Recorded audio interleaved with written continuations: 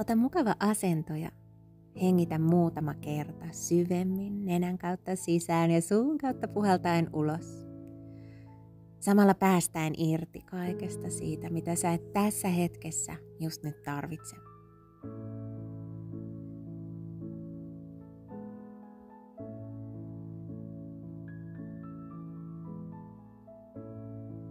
Anna sit sun hengityksen virrata niin kuin se tänään sun kehossa luontaisesti lähtee virtaamaan, pakottamatta ja vapaasti.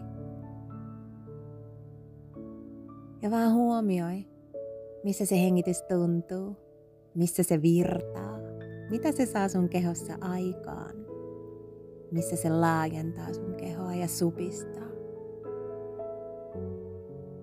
Huomioi erityisesti se kohta, missä hengitys pitää pienen tauon uloshengityksen ja sisäänhengityksen välissä.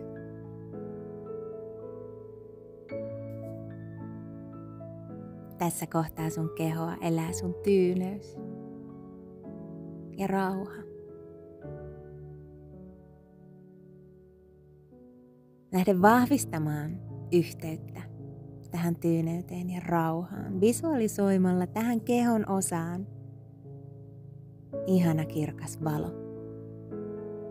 Jokainen sisäänhengitys vahvistaa, voimistaa tätä valoa, kirkastaa sitä entisestään.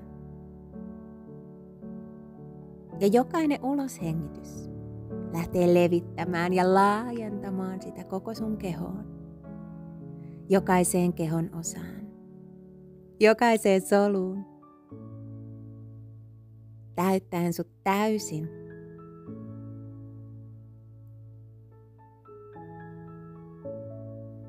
Ja kun se on täyttänyt sun kehon täysin, se lähtee laajenemaan myös siihen sun ympäröivään auraan.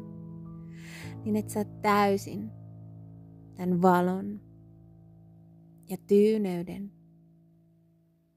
täyttämä ja ympäröimä. Vietä nyt hetki tässä rauhan ja tyyneyden tilassa.